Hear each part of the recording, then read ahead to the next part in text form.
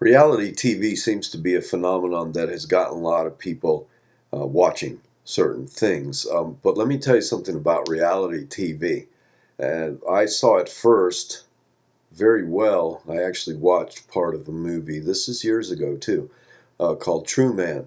Now that movie never became really popular, and I think it was actually removed from the mainstream because it was a little too real. It told about a man who, from childhood, was kept in a world where he was the only one that didn't know he was being surveilled 100% 24/7, and he actually became a reality show for the world. And there's a lot of this type of thing going on where politicians, the police, who else? I don't know.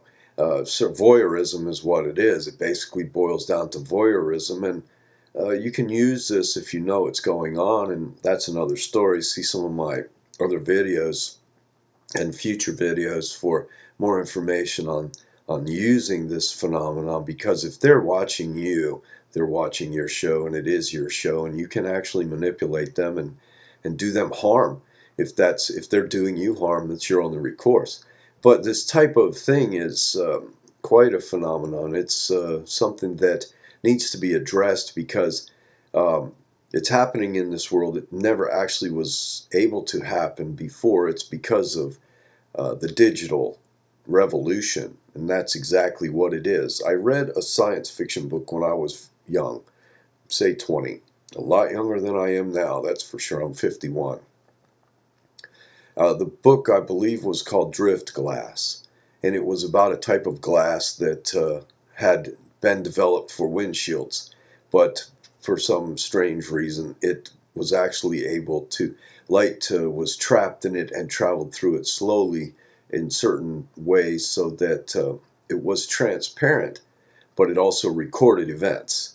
And it was like a continuous loop tape where something that was it reflected off the front of it or entered it would last a certain number of hours before it actually exited. And this could be accessed electronically. So eventually the government ended up spraying drift glass in tiny particles everywhere, so that if there was a crime scene or something like that, they could go out and collect this dust and access actually what happened, pictures of it.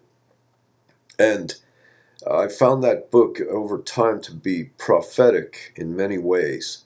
This is actually, I won't say that they've been spraying particulate matter for that reason. They spray particulate matter, though, and for many other reasons, mostly to propagate electromagnetic fields, and most of that has to do with eavesdropping, and that's quite evident just by reading patent information on these various technologies.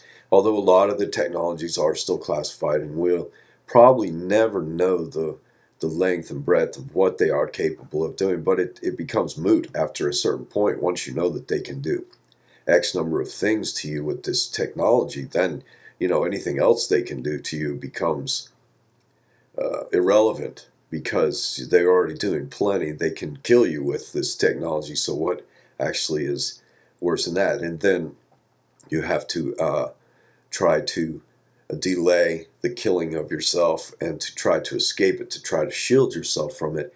And that's what a lot of us have relied on, and that's why some of us are still here, is because we have figured it out and we've been able to avoid it, and we've watched people fall by the wayside or worse, just because they weren't able to avoid it, and there was no talking to them. They were like TV heads, and they actually believed that the government and the churches and the television people and all that actually had their best interests in mind. And until you wake up to the fact that they are your attackers, and that they certainly do not have your best interests in mind, and they actually despise you in many ways, you are prey to them.